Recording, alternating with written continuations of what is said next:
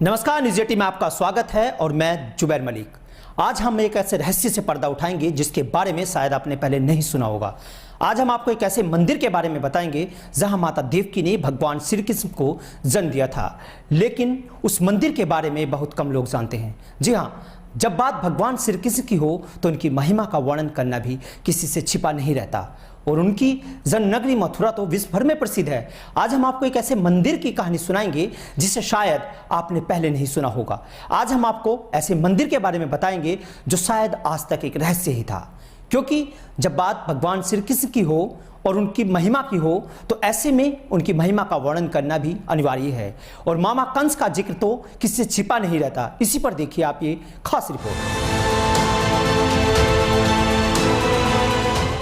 राजा कंस के अत्याचारों से हाहाकार करने लगी जब मथुरा नगरी, तब लोगों की पुकार सुनने के बाद भादव के महीने में आधी रात को चक्रधारी भगवान विष्णु के अवतार श्री कृष्ण का जन्म हुआ। भगवान श्री कृष्ण का जन्म मथुरा के जिस कारागार में हुआ था, आज हम उसी का किस्सा आपको बता रहे हैं। बता दें कि कृष्ण का जन्म माता देवकी के गर्भ से हुआ था।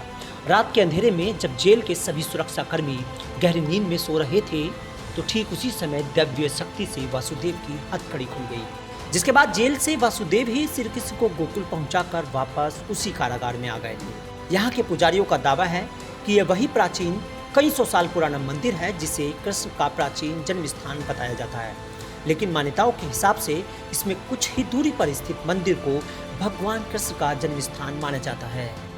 की जो पत्नी थी रोहिणी, उनके घर में गोकुल में स्थापित कर दिया।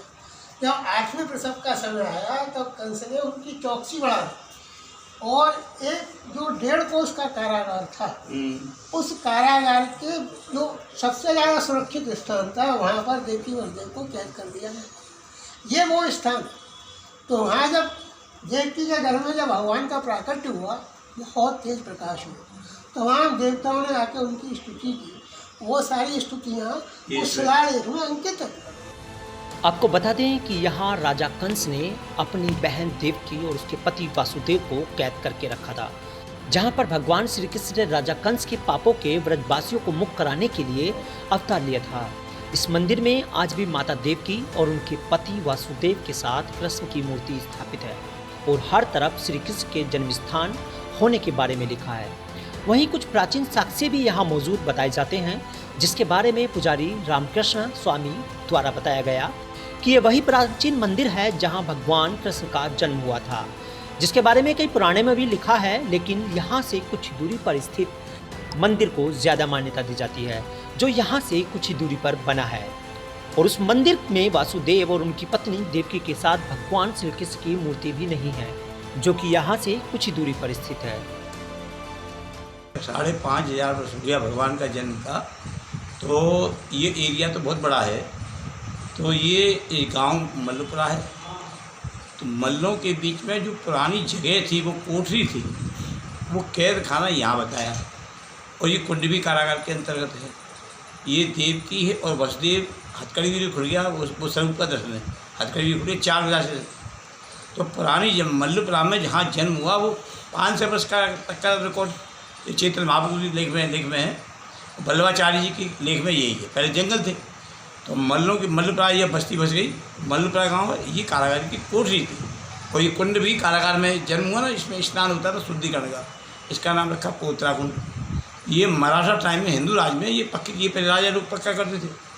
तो इस कुंड का निर्माण हुआ और इसका जीर्णोद्धार हुआ और उस केशव का गेट के बाहर है। इस प्राचीन मंदिर के प्रांगण में कुछ ही दूरी पर पोतरा कुंड भी बना है, जहां कृष्ण के जन्म के बाद उनके गंदे वस्त्र यानी लोथरा पोतरा धोए गए थे, इसलिए उसे पोतरा कुंड कहते हैं।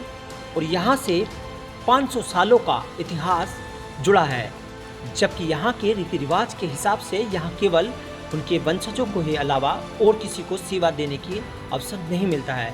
पुजारी का यह भी कहना है कि यहाँ पर सिर्फ उनके वंशजों को ही सेवा दी जाती है।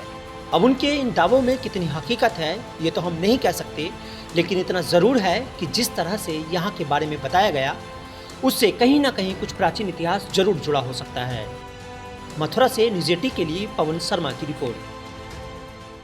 मंदिर का इतिहास कई सौ साल पुराना है, लेकिन अभी तक इस मंदिर के बारे में लोगों को जानकारी नहीं। पुजारी की माने तो यह वही मंदिर है जिसमें माता देवकी ने भगवान श्री कृष्ण को जन्म दिया था, लेकिन धार्मिक मान्यताओं के हिसाब से इससे कुछ ही दूरी पर स्थित मंदिर को उनका जन्म स्थान माना जाता है। हमारे इस खास पेशकश में फिलहाल इतना ही। देखते रहिए न्यूज़ 18। ऐसे ही रहस्यों से जुड़ी खबरों को और कहानियों को जानने के लिए मैं जल्द हाजिर होऊंगा। मुझे दीजिए इजाज़त। धन्यवाद।